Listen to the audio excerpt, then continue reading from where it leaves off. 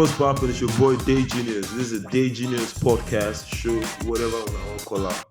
I got my homie, Vader The Wildcard, aka Samo Agbero. I'll let him do the introduction, you understand? And I want to talk about something. I don't know this guy Tete way before y'all niggas know him, but tell people who you are, my brother. Hey, what's up, man? It's a pleasure to be here. My name is Vader The Wildcard. Like you said, rightly said, also known as Samo Agbero. Facts. Yeah, man. We out here, bro.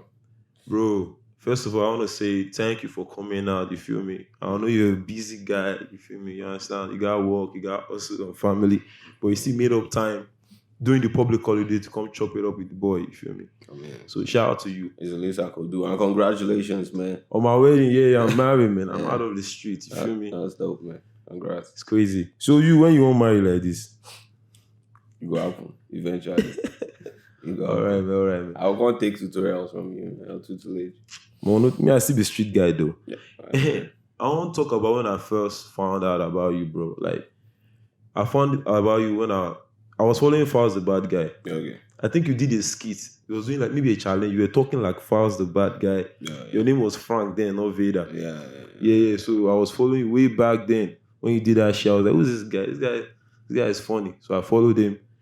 Then the next time I found you again was my nigga Dabo the Gemini, you feel me? Okay. It was with the VS class shit, you Yeah. feel me? So I think it was in the finals or semi-finals. So you called me like, bro, I did do this shit. Like, listen to the radio. I'm going to win this shit, you understand? So I don't know what happened. Then he came home the next day. I was like, bro, I thought you don't win now. He said, no, there's this nigga called Vader. They did this shit called the Wildcard. Like, this guy came with personas and shit and he smoked me and, you feel me? You understand? So I don't know if you can run back that experience, you understand? And tell me how that shit. I mean, it was, it's been a long time, man. So it was during the VS class. I'd initially lost out in the first round, the preliminary round. I lost out to Lulu, my guy. So, so the judges had this wild card thing. They could bring somebody who was disqualified. They could bring the person back as a wild card. Yeah. So Vector brought me back as his wild card. I think Douglas brought King Pels back. I think we're three wild cards. Dr. Bars, someone brought Dr. Bars back. Maybe that was Jimmy. Okay. Right, so we went in for. So I only got to know that I had qualified for the final a day before the final. Sheesh. I didn't even know, right? I remember vividly I was at the mall in Ibadan. Right? I wanted to go see a movie. And then I saw that I'd been tagged on an Instagram post. So I checked it out and I saw, tomorrow is the final, blah, blah, blah. They had written the names of the... Sheesh. I had not written anything. Wow. I had not written anything. So I remember I called Lulu because Lulu stayed in Ibadan at that point in time as well. So I hit him up. I'm like, yo, Alpha, you don't see this thing? He was like, I don't see him. I said, guy, I don't write anything. I'm not. And then he was like, make a come studio, come meet him. So I went to his studio to meet him. And then we started having conversation. Instead of me to like go home and start preparing, I did with them. Some other guys were like, oh, I've been a fan for quite a while. Maybe we'll do one song now, blah, blah, blah. They played instrumental. We did another song, right? Crazy. So that was what I wrote for. And then after that, it was like around 5:30 in the evening, 5:36, I went home. When I got home, I couldn't concentrate on anything else. I just brought out my pen and pad and started writing. So I remember vividly, I was on the dining table from 6 till around 4 a.m. I was just there writing and, trying to memorize the lines. I remember the only reason I slept, the only reason I went to sleep was because my dad came out sometime in the night. I was like, Kilo day. I'm like, I have to prepare for this. He was like, nah, to go and sleep. You're going to Lagos today. Crazy. So so that's why I went to sleep. And I got up like around past 6, prepared.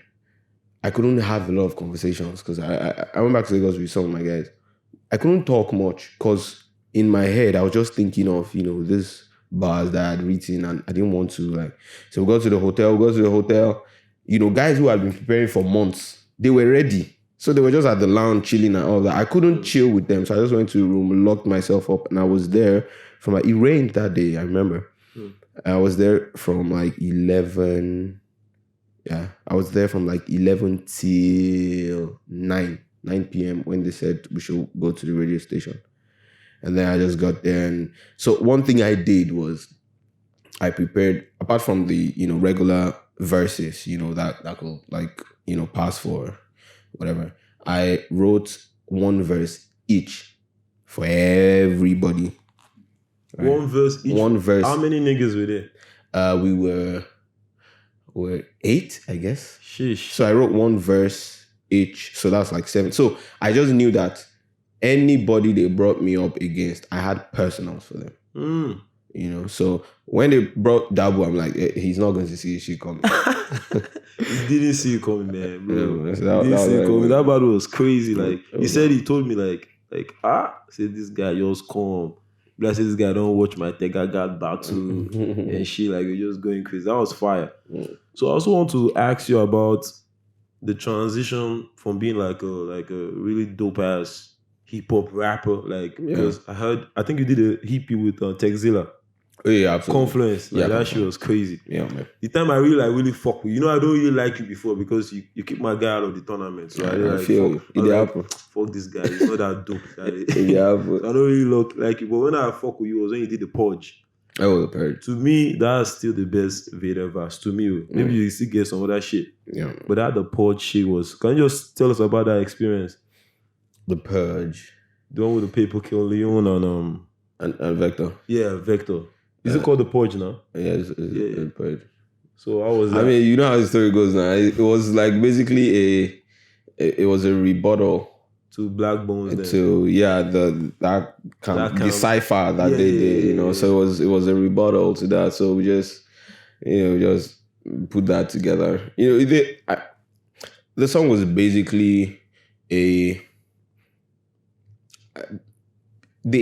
circumstances surrounding, you know, us making that song was what made it, you know, fire, because there was extra motivation. Apart from the fact that we wanted to, like, you know, like really, there was extra motivation because it was like us against them, right? At that point in time. So like the energy was really, it was fun. It was fun doing that. But that was like one of the most hip hop moments for the past like 5-10 years. That back and forth. That period, it was wild, bro. It was really wild. I wished Emma and Vector didn't like come together. Although they don't do EP against each other. Maybe you're not the only one. Like there are so many people who didn't want that to happen. Although like at some point I was over the whole thing. I was like, I beg, let's just end this shit and move on. I beg. Yeah. So I also want to ask, how was it like trying to transition from being because you know me, I did follow you here now. Yeah. First of all, you did the Confluence shit. Yeah. Then you did your EP, your first EP. What's the name? Is it Let's Be Frank or? Yeah, To Be Frank. To Be Frank, like that shit. You know, that was like 2 different type of genres. Also, it's still on that hip hop. You went from like Confluence to something you're playing, doing the song with Meiji. Yeah. Then to being a content creator. Yeah. Going viral with the Samo Agbero. I was in church, one of my church members said, come see this shit. This shit is funny. I was like, this. I said, I know this guy. Now, so you didn't know everybody. I said, make you watch. And that shit, I was like, come on, I know this nigga. Like, you feel me? That shit. So tell us about it. Like, what does it feel to like transition from that stage to the content creation? I mean, it wasn't a transition, so to speak, right? Because I had always been that. You get me? Yeah. So I think that the most, like I always say, the most constant thing in my life has always been, you know, the ability to make people laugh. Yeah. Something like that. You get, like, that had been with me from... That's the ability to entertain, basically. Yeah, you get... Well, entertainment comes in different forms. You get, like, you have entertainment. You can have entertainment without, you know, the laughter aspect of it, the comic aspect of it, you know, so... But that whole laughter thing has been my thing from the very jump. So even before I became a rapper, or even before I said I wanted to do music and all of that, laughter had always been constant. So it wasn't a transition, so to speak. It was just me deciding to show that part of myself to the world. You get. And then I was already tired of the whole, honestly, I was tired of the whole, this guy always like ready to battle and all that. I'm like, yo, I beg. Like, yo, I don't. For me, it's just, it's just entertainment. When people take things that I say personally, like, on rap songs and all of that, and they're like, man, this guy's energy, man. I just laugh because, deep to me. So when I see people like replicate that energy in real life and they're like, oh, this guy is, I just laugh at you because it's not, I don't take it personally. You get me? It's just, it's entertainment to me. Yeah. I want to ask about the situation with Blaqbonez. Like the stuff, I don't know if you still want to talk about it. I know you guys are over that shit. Like the stuff that happened, is it Cool FM? I think not Beat FM, like, what's that? Yeah, that stuff that happened at Beat FM, where I think AQ and Blaqbonez were in the studio and shit. I think they were doing an interview. Then this is what I heard on, I don't know, I might be wrong. Like they said the host, like you cool with the host, so the host brought you in, like, so you just came into this stuff, and they were like, said you asked like Blaqbonez this, since you say you're the best rapper in Africa, let's do some shit, let's drop some freestyle, like more like a back and forth freestyle. But I think AQ said no. I think this is what I heard. You understand? Rumors. Like Blaqbonez was like, yeah, let's do this shit. But AQ said no, let's don't do this shit. Like it's not like what we need right now. So I want you to tell us your own side of the story, like the incident and how you feel about it and shit like that. Oh, this thing not tell. I know. You don't remember again. I know. Remember. See, okay. Let me just whatever it is that happened at that point in time, right? Yeah. I know I deliberately blotted it out of my, memory because I don't want to recant and also relieve, that experience. What it eventually spiraled into, was something that I just felt like, in retrospect, I mean, it was bound to happen because of, my own energy. Me, I know they back down. You understand? When it comes to like this rap thing, I honestly believe that I don't think it was as good as me. So like I know they back. If it has to be less pen bars and speeds, I know they back now. So that was bound to happen. But then again, I think that you gain new perspectives as you grow, right? I begin to look at all of that and I'm like, okay, maybe I needed to do that to get here. Yeah. You understand? So, but that particular episode, I don't want, because like I'm cool with AQ. AQ was even like the one that I was like this guy's energy, man. I was like this guy's energy, but like we are super cool now. You get me? Cool, yeah. So like we're super cool. Bro, see, we're just trying to eat, man. You get me? Like, shout out to AQ though. Shout out to AQ. Shout out AQ. So now let's go to the. Me, I like controversy. I like causing, waves. Hold on. Like an hour. How many minutes have we done now? 15 minutes. Yeah, we still got a long shit to go. Chill. The person is not here yet. Now. The person will come late in Jesus' name. Amen. Okay. Like I was saying, where was I? Yeah. So I want to ask, do you think, I know you said something like that, do you think you are lyrically better than AQ? Than Blaqbonez?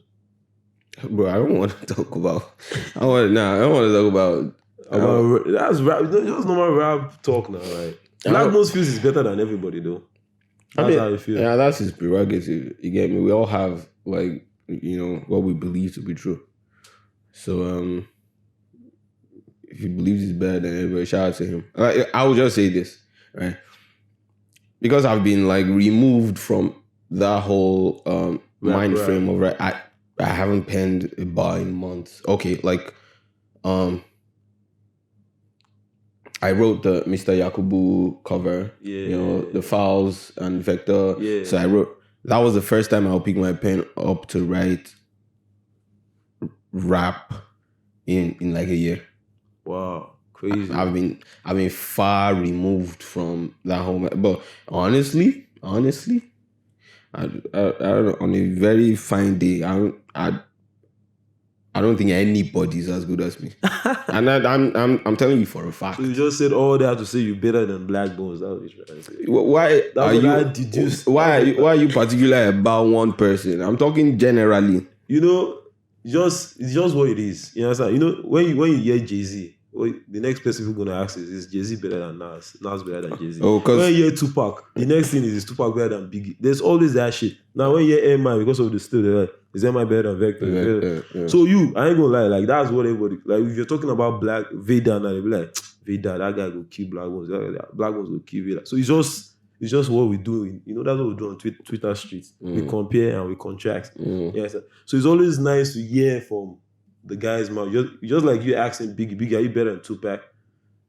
So what's Biggie going to say? That's the type of situation I'm trying to create. Oh, well, I got you. Nah, do your thing, man. Do your thing. Well, we're just chopping it up, man. So also, I just want to know, aside from music, I want to know, what's your take on, religion? Are you a religious person? I'm a person of faith. You're a Christian? Absolutely. You believe in Jesus Christ, the Son of God, everything? Absolutely, bro. Believe in Christian. Yeah. But funny enough, while I was in a group, we talk sound, I thought you were a Muslim, though. I don't know. For some fun. Why would you ever? Maybe because of the beards, Then later, I now remember that your name is Frank. I said, okay, you can't be a Muslim. And again, you and TJ, you guys fuck with J Electronica, you feel me? Oh, yeah. JLX is... Yeah, J Electronica, his intro is... Yeah, the whole Nation of Islam. Yeah, so I was it's only right. These guys like him because they are Muslims. I don't know. Some weird-ass reason. Yeah, the Black Boy is Muslim, but I'm not. Yeah, You look like one, though. I ain't gonna lie. Doesn't look like a Muslim. Also, wait, I got some questions here. Let me check. Sorry. So, are you in tune with the battle rap community? You watch our battles? Yeah, I do. When I have them. So, which do you have 5 battle rappers you can mention? You feel it you fuck with, you like? Oh yeah, I like Holyfield. Yeah, everybody likes Holyfield. I like Holyfield. Holyfield is cool. Have you seen Holyfield versus Blaqbonez? Yeah, I saw that. Who do you think won that shit? Sorry for bringing Blaqbonez again. Just I think Black won. You think Black won? I think a lot of niggas are black. The battle rap community has Holyfield. You understand? But I think Black won. I think Black won, and I'm looking at it from a generalist perspective. What's gonna be more, because at the end of the day, it's open for how battle rap is. Many times there's no consensus. Some will say this person won, this person. You get so. But when you have to take into cognizance the input of the wider community now, not just people who are into battle rap, who can decipher all of this stuff and blah blah blah. I mean, I think Black won. If you throw it out there and take a poll, removing their social currency now, removing their status and whatever, just looking at the battle from an outsider's perspective. They'll tell you it's Black. Yeah, I think it was more appealing. Yeah. So I also want to ask, there's this thing in the hip hop industry. They feel like hip hop is not really growing the way it's supposed to be growing. Because we have a lot of hip hop niggas, people who love hip hop, but for some funny reason, except exceptional rappers like Odumodu Black that knows how to mix the stuff up and make it popping. So people say the hip hop is not good because there ain't enough niggas co-signing rappers. You understand? The way Afrobeat artists, the video we all speak up to Afrobeat singers, sign them, push them. It's not. What do you think is the reason? Why are all these record labels, all these big OGs, they have record labels that have money to why are they not picking up these rappers and putting them on? What do you think is the problem? So when you're talking about the OGs, you're talking about Afro beats artists, Afro. General, normally who are the people that sign artists? People like Don Jazzy, yeah, Olamide. Olamide was a rapper, you understand? yeah. Olamide, who again? Them niggas, like all the niggas that got the money and the platform to like blow up. Yeah. Why are they not picking rappers? Why are they only focus? I know Afrobeat is popping, but at least if you go to other countries, rappers are also moving. Apart from like the pop music. But what do you think is the problem? Why rappers are not getting signed the way they should get signed? I don't know. Do you think it's like the rappers are not creative enough? Or I think it's not that. I just think it's a cycle. So there used to be a time when in this in Nigeria, there was a time when if you don't have a rapper on your song, go blow. You understand? So like every song at that point, people were featuring Mode 9 on like, so like that goes to show you that there was a point in time when even like pre-MI days, you understand? We're talking at the time of them, Tribesmen. Even the same record label that signed Asha, signed Mode 9. Question mark. What was I saying? Yeah, we were talking about why rappers are not getting signed the way Afrobeat. Yeah. It's a cycle. It's a cycle. I think we have just gotten to that point when rap isn't as appealing anymore. And it's not just in Nigeria. Like generally speaking, even in America, bro. But rap is popping in Ghana, man. Like we got some rappers. Kwesi Otto is a rapper now. Kwesi Otto is a rapper. We can't call Black Sheriff a rapper, though. Yeah, well, it flows like one. Yeah, it flows like, you understand? There are still some other underground guys. I can't remember their names. Yeah, these guys doing drill. Go international. Drill, grime. Like that shit is pop. But in Nigeria, I know a lot of drill guys and grime guys. Except for Odumodu. I don't know how Odumodu did that shit. Like, dude got number 1 with a rap song. You feel me? Yeah. See, it's just... I think it's only like reflective of I think it was bound to happen with the way Afrobeats blew up, right? Afrobeats has gotten to a point where it is so viable and sought after internationally. So when you see something that has a propensity to go global because foreign labels are looking for it, the international community is looking for it. Yeah. That's what you tend to, focus your attention on. So like, since the attention is on Afrobeats, it means that the other genres are not going to enjoy as much attention, right? Yeah. And if you then look at, if you look at the fact that there aren't a lot of frontliners, on the rap scene anymore. There was a time when the biggest artists, were rap. If you call like 5 biggest artists in Nigeria, you will call rappers inside. Yeah. But now it's not like that anymore. The biggest, you understand? So like, who would you say are the biggest rap artists? Or biggest, rap artists. Yeah. Ladipo. Yeah. Blaqbonez. Right? Yeah, Ladipo, Blaqbonez. Like, not talking about them like the OGs, like them MI, Vector, Remini, Salam. Exactly. So if you look at it, the hip hop community or the rap scene isn't like really represented at the top as far as numbers go. Yeah, so it's just a handful. So there's no way that is not gonna have a chain reaction or ripple effect on the community as a whole. So I think that's a problem. It's just a cycle. People are no longer as interested in rap as they used to be. Yeah. Okay. But what do you think we can do? Do you have any like advice? What do you think we can do as like, because I got niggas that are rappers that really believe they're going to blow up one day. So I believe in them. What do you think the rappers as a community can do to like get that buzz and get all those opportunities? What do you think should change? There has to be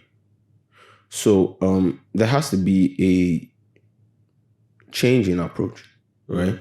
Now there needs to be more creativity going into rap. And like, I mean the entire process. Writing, rapping, The sound. how you put it out. You understand? The the intangibles. They are very, very, very, very, very important because now, the world is content driven right now. So how do you project what you are doing in a way that it will appeal to people who aren't even necessarily interested in that genre or art form, right? So there is no one way to do it. You just tailor it down to your personality and how you approach things, right? So like, we just need to be more creative. We can't go the traditional route anymore. just out there facing the camera, just rapping and we can't do that anymore. There need to be more, like visuals, like incorporating a couple of things that will make what you're doing more appealing. You understand? Yeah. So like, you have to approach it now from the perspective of a content creator, not a rapper. Deep. You understand? So there has to be that. You have to approach it. Look at someone like Tobe Wigwe. That guy is on Instagram. The guy use blue. Bruh. The guy started from just doing freestyles. Bro, that's it. But and his colors, bro, you get skin. Exactly. All that's it, man. Look alike. That's it, man. So you can't. If you're just looking at your bars now, you're in 2007. There's even this white guy that does YouTube shorts. I can't remember his name. He will do something like this. He will just flip the globe. I want to collaborate with a rapper from the world. So anywhere it touches on the globe, you just say, okay, this is Zambia. You just zoom into Zambia. It just goes on Instagram, look for a rapper in Zambia, features them, and the guy goes viral. He has like 5 million views, 7 million. I mean, like, and he's a rapper, and he's actually a dope rapper. Exactly, man. So like, people are looking for new ways to approach this thing. Because this guy, was it Dax or something, or what's that his name? DAX, DAX. Canadian rapper. Yeah, right. Does freestyles. You get me? And he did Jesus. Exactly. Stuff. So like, there are different ways to approach this thing. He's a YouTube rapper, He's not signed though. He's a strictly YouTube rapper, and he has more views than rappers that are signed. So like, you just realize that you have to think more as a content creator now, as opposed to just being a rapper. The bars alone are no longer going to do it. Yeah. That's facts. Yeah, man. Also, lastly, I just want to any advice you got for like content creator, because I feel like you're killing the content creator shit. Like that, the Samo Agbero character and your the collaboration with Agba. Oh yeah, that guy is funny. I like that. That guy is so funny. So I just want to ask. I want you to give an advice about that. That's the last question. And also, I want to ask: are you going to transition into skit making? I don't know. Are you going to transition to like making skits? The way Mr. Macaroni and them do. Like, are you going to transition into that, or are you still going to do like your diaries, or you're going to flip it up? Yeah, I mean, there's gonna be variety. There's gonna be variety. I wouldn't call. I don't even like the word skit. Yeah, that's what I was saying. Content creator. Yeah, man. Like at the end of the day, man, there are different ways to look at this. But like, at some point, I'm gonna do sketches. Not even skits now. There's gonna be a compendium of sketches. That I'm gonna do. They are already in the works anyway. Sorry, Coach. Are you also going to transition to making movies? Like, I'm going to see you on Netflix very soon. Oh, absolutely. Crazy. Absolutely. I can't wait to see that shit. Absolutely. See that shit. So, shout out to Vader. I don't know if you have some. Then, first of all, I want you to give me your 5 top rappers in Nigeria. 5 top 5 rappers ever in Nigeria. Like, I'm going to put you on the spot right now. This one, I'm going to cut on like Vader's top 5 rapper ever. So the fans can drag you small.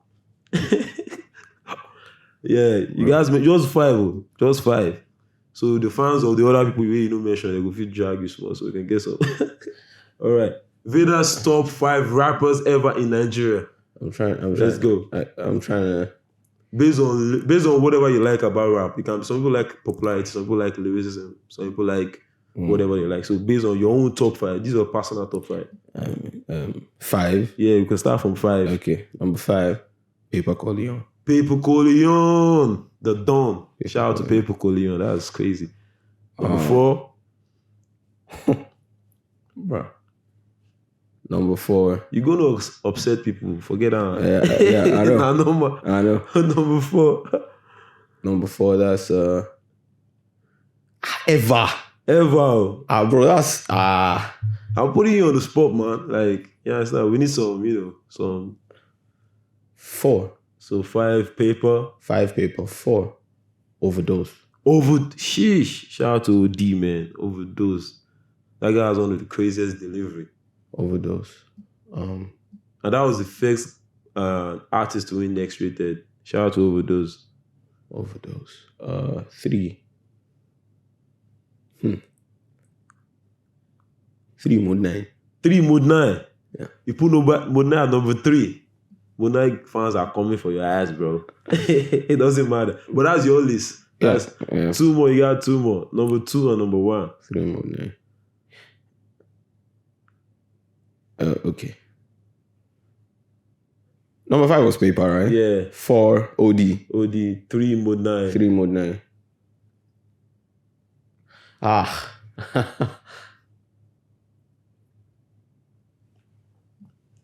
Think about it. Right, nah, man, fuck. Oh yeah, nah, we're waiting, bro. This is too difficult because like I get like You have picked 3. You meant 2 and 1. So we're gonna know your. Yeah, let me pick this call. But you can say it though. Hello? Yeah, who's this?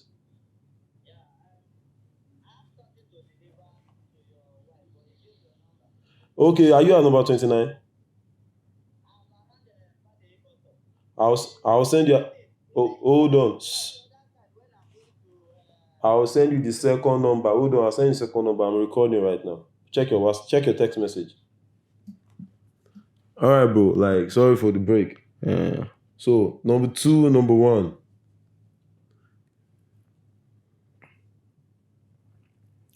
Number 2.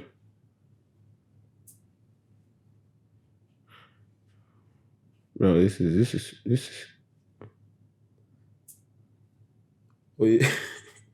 Bro, this is not fair, man. It's fair, bro. You have to have a top 5, bro. This is hip hop, man. Wildcard is going. Okay, hold on. Just mention them. Don't worry, we're almost done. 2 will be. Shit. 2 will be. Number 2, Vector. Yeah. Then number 1 is.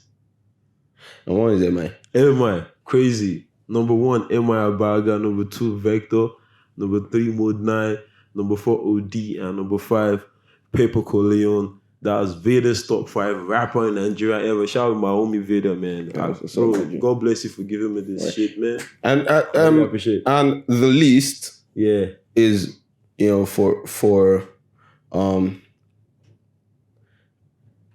for what it is that you take from them, it's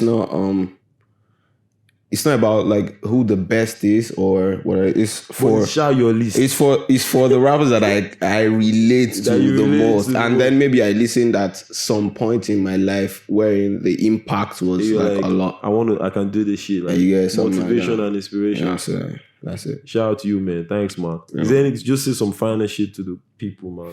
I mean, we're out here, man. We keep grinding. We'll keep doing all that we can to put out quality. Are you going to bring out an EP very soon? Oh yeah, rap boom bap. I'm actually like gonna rap. I'm working on one with Bigfoot. Shout out to Bigfoot in your face, man. That's my homie. OG Bigfoot. Yeah, I fuck with him. Yeah, so I'm working on a project with Bigfoot. Did the stuff with AQ and Brymo. AQ and Brymo. That shit was a classic. Yeah, man. So that was the best rap album that year. Yeah, so like we're working on that amongst like so many other things. Yeah. Please follow Vader if you're in, and if you see this, follow me also at DayGenius on everything, man. Vader, close it out for me, my brother. Shout out to you. Shout out to DayGenius. And honestly, man, shout out to you for you've been doing this a while, and like, Man, it's not easy. mad respect, yeah. We'll keep doing it, man.